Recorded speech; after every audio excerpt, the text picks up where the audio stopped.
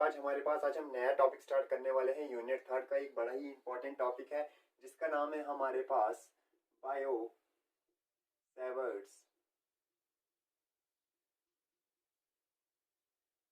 Law.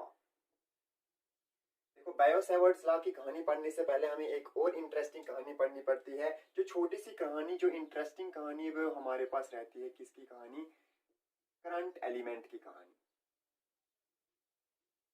Current element क्या चीज होती है हमारे पास? देखो, मान के चलो कोई भी कंडक्टर कैरिंग करंट है। मान के चलो ये कंडक्टर कैरिंग करंट है ए बी, ठीक है। Carrying current some amount of current, मान के चलो कैरिंग करंट आई, ठीक है। हमने बोला कि करंट कैरिंग कंडक्टर है ए बी है जिसमें करंट आई फ्लो कर रही है। इस पूरे कंडक्टर की लेंथ के से अगर हम छोटा सा लेंथ सेगमेंट ले लें, मान के चलो ये वाला लेंथ सेगमेंट मैंने ले लिया, और मान के चलो ये पूरा कंडक्टर ऑफ लेंथ एल तो मैंने ले लिया कि इसका करंट एलिमेंट का जो लेंथ में, करंट एलिमेंट में जो स्मॉल अमाउंट ऑफ लेंथ मैंने ली, इसको बोला जाता है मान के चलो डी एल। और इस डी एल को क्या बोला जाता है? Length element. क्या बोला जाता है? Length element. किसी भी पूरे, ये पूरा वायर है हमारे पास ए बी, या हम बोलेंगे करंट कैरिंग कंडक्टर है, तो उसका छोटा सा लेंथ एलिमेंट हमने ले लिया डी एल, और उसमें कितना करंट कैरी कर रहा था? वो आई करंट कैरी कर रहा था। आई और डी एल का प्रोडक्ट जो है, आई और डी एल का जो प्रोडक्ट रहता है उसी को बोला जाता है करंट एलिमेंट। और ये जो रहता है ये वेक्टर क्वांटिटी रहती है करंट एलिमेंट, ठीक है। और अगर हम यूनिट यहां से बताना चाहें तो एक बार न्यूमेरिकल आया हुआ है, एक नंबर का ऑब्जेक्टिव टाइप ही था कि हमारे पास इसका यूनिट क्या बनेगा, ठीक है। देखो, ऐसा यूनिट ऑफ करंट सर हमें पता है एम्पियर, ऐसा यूनिट ऑफ डिस्टेंस हमें पता है लेंथ कोई भी हो मीटर, इसका यूनिट क्या बन गया था? एम्पियर मीटर, ठीक है। चले, current element I hope clear हो गए होगा। थोड़ा सा कॉन्सेप्ट यूज होना है, इसलिए हमने पहले बायो सेवर्ट लॉ स्टार्ट करने से पहले थोड़ा सा करंट एलिमेंट के बारे में सीख लिया। चलो अब जरा हम आते हैं अपने टॉपिक पे वापस। बायो सेवर्ट्स लॉ होता क्या है? देखो, हमने ओरेस्टेड एक्सपेरिमेंट में, पिछले टॉपिक में याद हो अगर आपको, तो ओरेस्टेड एक्सपेरिमेंट में हमने क्या बोला था? ओरेस्टेड एक्सपेरिमेंट में हमने बोला था कि सर कोई भी हमारे पास जब करंट कैरिंग वायर होगी, है ना, जब हमारे पास कोई भी करंट कैरिंग वायर होती है तो वो किसी मैग्नेटिक नीडल को डिफ्लेक्ट करने स्टार्ट हो जाता है, ठीक है। इसका मतलब वहां पे हमने क्लियरली ये बोला था कि जब कोई भी करंट कैरिंग वायर हो तो उसकी वजह से वहां पे एक मैग्नेटिक फील्ड जनरेट होता है। और फिर हमने बोला था कि हमारे पास चार्ज के इर्द गिर्द, सिर्फ जब हमारे पास चार्ज स्टैटिक रहता था तो हम बोलते थे चार्ज के इर्द गिर्द एक फील्ड बनता है जिसको बोला गया था इलेक्ट्रिक फील्ड, है ना, उस स्पेस को, ठीक है। लेकिन फिर हमने बोला कि चार्ज जैसे ही मूव करेगा तो इलेक्ट्रिक फील्ड के साथ साथ चार्ज के साथ एक और चीज जुड़ जाती है, उसी चार्ज को बोला गया, उसी को बोला गया था क्या? Magnetic field. यानी कि एक मूविंग चार्ज की वजह से एक इलेक्ट्रिक फील्ड के साथ साथ एक मैग्नेटिक फील्ड की भी आ जाता है उसके इर्द गिर्द। क्लियर हुआ? बहुत सारे एक्सपेरिमेंट्स किए गए, तो नियरली 1820 में बहुत सारे एक्सपेरिमेंट्स ऐसे वाले किए गए कि करंट एलिमेंट की वजह से मैग्नेटिक फील्ड जनरेट होता है। तो हमारे पास 1820 के आसपास दो फ्रेंच साइंटिस्ट थे, बायो एंड सेवर्ट। दो फ्रेंच साइंटिस्ट थे, कौन कौन? बायो और सेवर्ट। उन्होंने क्या बोला कि हाँ ठीक है, हमने मान लिया कि हमारे पास कोई भी जब मैग्नेटिक वायर होगी, कोई भी वायर जब होगी तो वो किसी भी मैग्नेटिक नीडल को क्या कर रही थी? डिफ्लेक्ट कर रही थी, हाँ ना, पढ़ा हुआ तो ओरेस्टेड एक्सपेरिमेंट में। तो उन्होंने बोला कि अगर हमारे पास कोई करंट कैरिंग वायर है उसके इर्द गिर्द मैग्नेटिक फील्ड जनरेट होता है, तो बायो सेवर्ट्स लॉ ने ही एक एक्सप्रेशन दिया वो मैग्नेटिक फील्ड पार निकालने के लिए। किसकी वजह से? उन्होंने बोला हम पूरे वायर की बात नहीं करते, पहले हम बात करते हैं किसकी? करंट एलिमेंट की। करंट एलिमेंट हमने अभी पढ़ लिया कि अब हम क्या करना चाहेंगे। अच्छा, हमने बोला कि करंट जब भी किसी कंडक्टर में, किसी वायर में करंट फ्लो करेगा तो उसके आसपास क्या जनरेट होता था? Magnetic field. बायो सेवर्ट्स दोनों ने मिलकर क्या काम किया कि अच्छा चलो हम उसकी वैल्यू निकालते हैं अब कि वो होता कितना है। वो एक्सप्रेशन जो दिया वही एक्सप्रेशन को बोला गया बायो सेवर्ट्स लॉ, ठीक है। तो बायो सेवर्ट्स लॉ मान निकालने के लिए चलो हम मान के चलते हैं। अब हमारे पास क्या है? हमारे पास मान के चलो एक करंट कैरिंग वायर है, ये हमने करंट कैरिंग वायर मान ली एक्स वाई, ठीक है, जिसमें कितना करंट फ्लो कर रहा है? आई करंट फ्लो कर रहा है, ठीक है। और ये हमने मान लिया ये वाला जो एलिमेंट रहेगा इसका यहां से यहां तक, ये हमने बोला कि वो छोटा सा स्मॉल लेंथ एलिमेंट है, कितना, dl।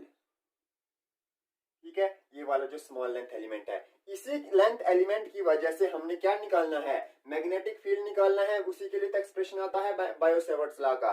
तो मान के चलो हम इसकी वजह से कहां पे, मान के चलो एक पॉइंट P ले लेते हैं जहां पे हम उसका क्या निकालना चाहते हैं, मैग्नेटिक फील्ड निकालना चाहते हैं।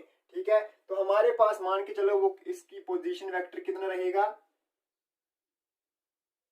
आर रहेगा। पोजीशन वेक्टर आर रहेगा किसका, पॉइंट पी का, कहां से, इस स्मॉल लेंथ एलिमेंट से। ठीक है, यहां तक। फिर हमने बोला कि इन दोनों के बीच के एंगल, इसके इस पॉइंट के और डीएल के बीच के एंगल भी कुछ मान के चलना पड़ेगा, और मान के चलो वो एंगल हमने कितना मान लिया, थीटा। यानी कि इस पॉइंट पे हम क्या निकालना चाहते हैं, मैग्नेटिक फील्ड। ये जिसका दूसरा नाम याद है, हमने क्या बोला था, मैग्नेटिक फील्ड इंडक्शन, या और क्या बोला था, मैग्नेटिक फ्लक्स डेंसिटी बोला था, हाँ है ना।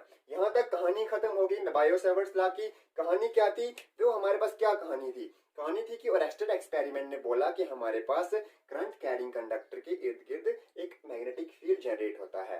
तो इन्होंने सीरीज ऑफ एक्सपेरिमेंट्स के बाद बोला कि अच्छा, अगर एक मैग्नेटिक फील्ड जनरेट होता है तो हमें पता भी होना चाहिए कि वो कितना होता है। उस मैग्नेटिक फील्ड को निकालने के लिए दो फ्रेंच साइंटिस्ट 1820 में क्या किया, उन्होंने एक एक्सप्रेशन दिया, और उस एक्सप्रेशन को भी बोला गया बायो-सेवर्ट्स लॉ। अब इनके मुताबिक क्या बात थी, बायो-सेवर्ट्स लॉ के मुताबिक जो कहते हैं कि हमारे पास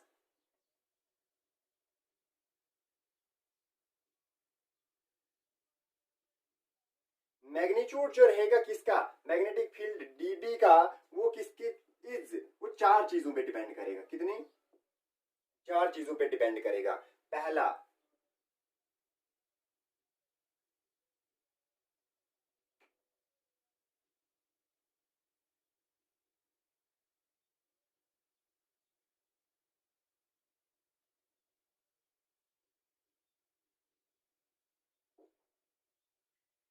इन्होंने बोला कि हमारे पास जो मैग्नीट्यूड निकलेगा मैग्नेटिक फील्ड का, वो कितने चीजों पे, चार चीजों पे। और पहला जो है इज डायरेक्टली प्रोपोर्शनल,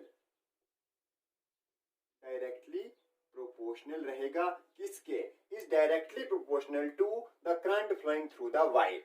यानी कि इस वाले डायग्राम से हम बात कर लें, हम क्या बोलेंगे, लेट अस कंसीडर, इंग्लिश में लिखना है ना एग्जाम में फाइनली, हम क्या लिखेंगे, late us consider a conductor carrying current आई, और कंडक्टर का नाम क्या है, एक्स वाई। या ऐसे करके बोलेंगे, let us consider a current carrying Y X Y carrying current I. ठीक है, यहां तक। Let us take a small length element DL and P be the point where we want to calculate the magnetic field. Let R be the position vector, और जो position vector रहेगा, let R be the position vector of point P from the small length element dl, and theta be the angle between dl and P. Theta जो है वो angle है इन दोनों के बीच। यहाँ तक कहानी क्लियर होगी थी। फिर इसके बाद हम बोलेंगे कि according to Biot Savart's law, according to Biot Savart's law, इन्होंने क्या बोला, इन्होंने बोला कि जो मैग्नीट्यूड रहेगा डीबी का, वो डायरेक्टली प्रोपोर्शनल रहेगा current flowing through the wire. यानी कि हम लिख सकते हैं डीबी जो रहेगा वो डायरेक्टली प्रोपोर्शनल टू आई रहेगा। वायर में कितना करंट फ्लो कर रहा है, आई, हमने अभी बोला। दूसरा इन्होंने बोला कि हमारे पास ये जो मैग्नीट्यूड ऑफ डीबी है, ये डायरेक्टली प्रोपोर्शनल रहेगा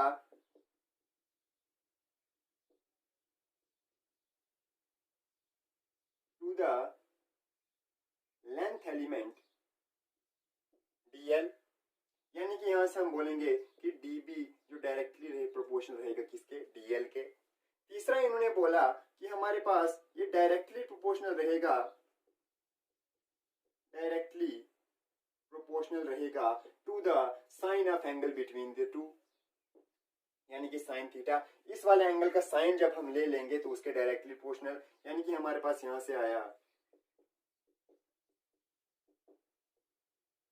dB जो है वो डायरेक्टली प्रोपोर्शनल रहेगा साइन थीटा के। नेक्स्ट जो हमारे पास चौथा चीज आई, वो जो हमारे पास क्या था, इन्होंने बोला कि हमारे पास जो चौथा रहेगा इनवर्सली प्रोपोर्शनल टू, याद करना जरा Coulomb's law, Coulomb's Ohm's law में भी ऐसे ही था, inversely proportional to the square of the distance between the two charges, और यहाँ पे भी inversely proportional to the square of distance between P and DL। क्या कि हमारे पास इनवर्सली प्रोपोर्शनल है square of the distance between them, तो उसको ऐसे ही लिखते थे, याद करो, उसको ऐसे ही लिखते थे, इनवर्सली प्रोपोर्शनल है स्क्वायर ऑफ द डिस्टेंस, वो डिस्टेंस है कितना, r है, तो उसका स्क्वायर है ना।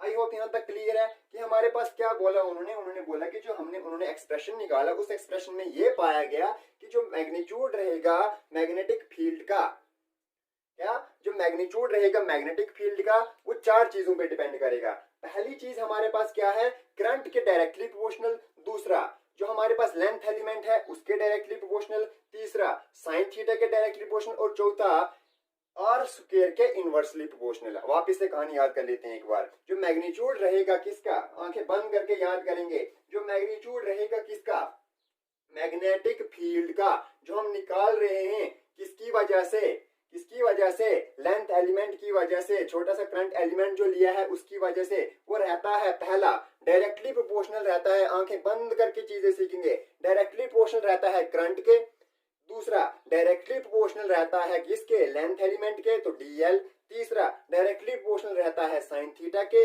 चौथा इनवर्सली प्रोपोर्शनल रहता है square of distance between them, और उसको हमने बोला r स्क्वायर। कहानी खत्म, ठीक है।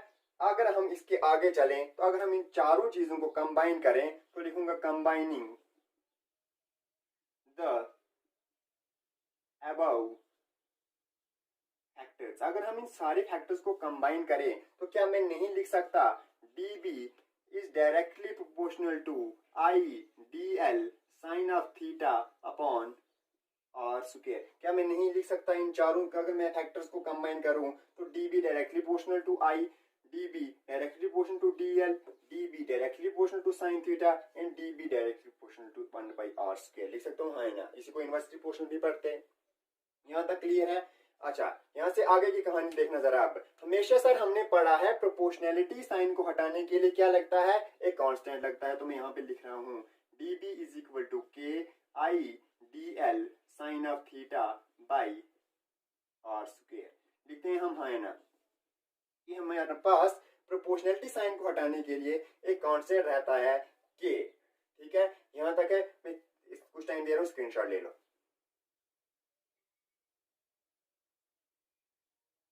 अच्छा, यहां से आगे बात करें। अब यहां से आगे बात करते हैं, हमारे पास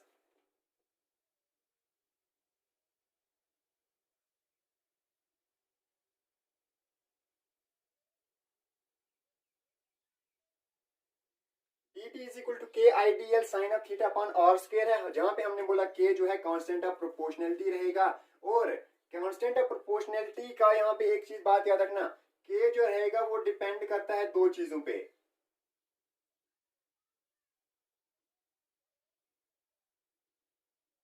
पहला मीडियम क्या है, मीडियम क्या है P और DL के बीच, और दूसरा सिस्टम ऑफ यूनिट्स क्या रखे हैं हमने।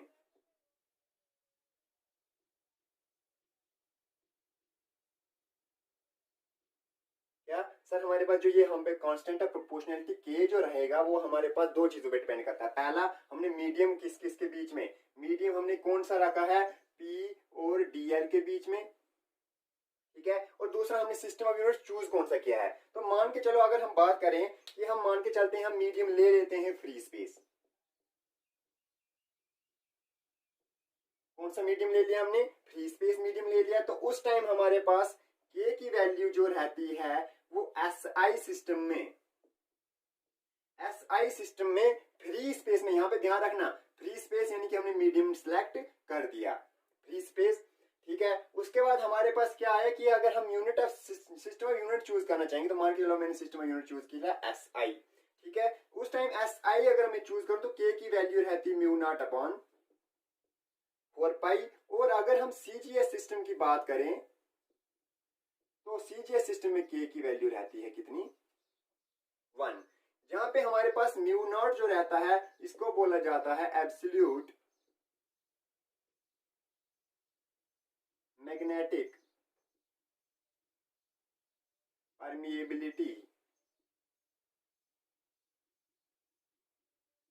ऑफ किसकी बात चल रही है, फ्री स्पेस। यानी कि अगर मैं लिखना चाहूं बायो-सेवर्ट्स लॉ, अगर मैं बायो-सेवर्ट्स लॉ को अब लिखना चाहूं किसमें, therefore in SI for free space, SI system of unit हो और फ्री स्पेस हो, तो डीबी जो रहेगा वो कितना बन जाएगा, DB is equal to mu naught upon 4 pi I D L sine of theta upon R square. लिख सकता हूं या नहीं लिख सकता, बिल्कुल लिख सकते हैं। हमने क्या किया, के की वैल्यू कहां पुट की, इस वाली इक्वेशन में हमारे पास आ गया mu naught upon 4 pi I D L sine theta by R square. यहां से आगे बात करते हैं, अगर मैं दोनों तरफ यहाँ पे अगर मैं एक छोटे से एक मैथमेटिकल के छोटा सा टूल यूज करूं कि हम सेम चीज से मल्टीप्लाई भी करेंगे और सेम चीज से डिवाइड भी करेंगे, तो अगर मैं लिख लूं mu naught by 4 pi I D L, R से मैंने मल्टीप्लाई भी किया और आर से मैंने डिवाइड भी किया, एक आर ऊपर एक आर नीचे, आर स्क्वायर का आर क्यूब बन गया, बाकी कहानी वैसी की वैसी। ठीक है, तो यहां से अगर मैं लिखना चाहूं तो मैं लिखूंगा D B is equal to mu naught upon 4 pi I D L और sine of theta by R cube. ठीक है, अब यहां से आगे बात करें, लास्ट में अगर हम लिखना चाहें कि हमारे पास वेक्टर फॉर्म क्या रहेगा इसका, तो वेक्टर फॉर्म अगर मैं लिखना चाहूं तो क्रॉस प्रोडक्ट वाली कहानी हमें पता है, साइन ऑफ थीटा है, तो मैं यहां से लिख सकता हूं D B is equal to mu naught upon 4 pi I, यहाँ पे D L vector cross R vector divided by R cube. ये रहेगा वेक्टर फॉर्म किसका, बायो-सेवर्ट्स लॉ का। ठीक है, अब हमारे पास छोटा सा हमारे पास क्या आ जाता है, छोटी सी एक चीज आ जाती है कि हमने डीबी निकाल दिया तो डीबी की कुछ डायरेक्शन भी रहेगी, है ना। इसके नेक्स्ट जो हमारा रहता है वो क्या रहता है, डायरेक्शन ऑफ मैग्नेटिक फील्ड। यहाँ पे देखना जरा, हम यहाँ से क्लियरली ऑब्जर्व कर सकते हैं कि हमारे पास डीबी की वही डायरेक्शन रहेगी जिस डायरेक्शन में हमारे पास D L cross R product रहेगा। ठीक है, दो वेक्टर से आपस में क्रॉस प्रोडक्ट लग रहा है, हम बोलेंगे इन दोनों के प्रोडक्ट जो रहेगा उसी के हमारे पास जिस तरफ इनकी डायरेक्शन होगी उसी तरफ डीबी की डायरेक्शन भी होगी, है ना। तो चलो इसको कैसे दिया जाता है, it is given by right hand screw rule. ठीक है, इसको कैसे निकाला जाता है, by right hand screw rule. चलो जरा राइट हैंड स्क्रू रूल को समझते हैं। मान के चलो ये मेरे पास एक स्क्रू है, ठीक है, और मैंने अपने राइट हैंड में पकड़ा हुआ है, फिर हम बोलते हैं कि मान के चलो हमने इसको स्क्रू को अगर हम पकड़े ऐसे करके वो परपेंडिकुलर रहे प्लेन ऑफ पेपर, कहाँ रहे, परपेंडिकुलर रहे प्लेन ऑफ पेपर के, तो हम क्या बोलेंगे, अगर अब हम इसका हैंडल रोटेट करना चाहें कहाँ पे, डीएल से आर की तरफ, क्या हमने बोला कि अगर हम अब इसकी डायरेक्शन निकालना चाहें तो सबसे पहले इसको क्या करो, ये स्क्रू मान के चलो ये इसका शार्प जो है पॉइंटेड एंड है, इसको हमने perpendicular to plane of paper रख लिया। ठीक है, अब हम क्या करना चाहते हैं, ये मेरा राइट हैंड है, हाँ है ना। अब मुझे इसको रोटेट करना है कहां से कहां की तरफ, डीएल से आर की तरफ, डीएल से आर की तरफ, तो मुझे ऐसे करके रोटेट करना पड़ेगा, हाँ है ना।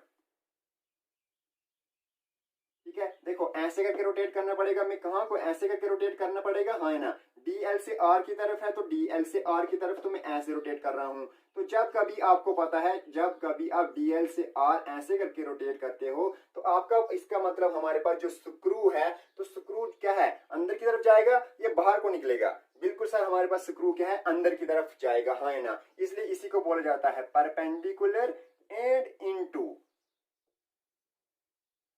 Plane of paper.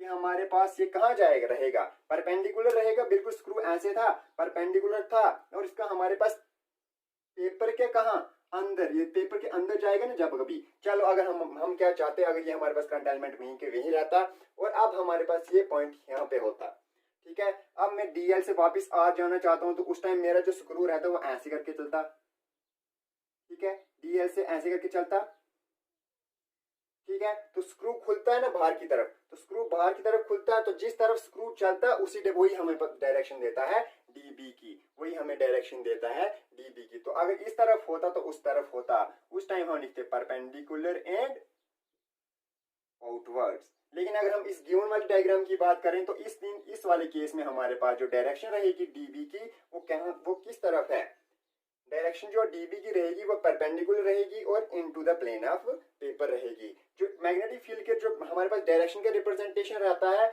अगर परपेंडिकुलर और into the plane of paper हो तो हमारे पास एनसर्कल्ड क्रॉस से दिखाया जाता है, ठीक है। यानी कि इस वाले केस में हमारे पास ये वाला डायरेक्शन है।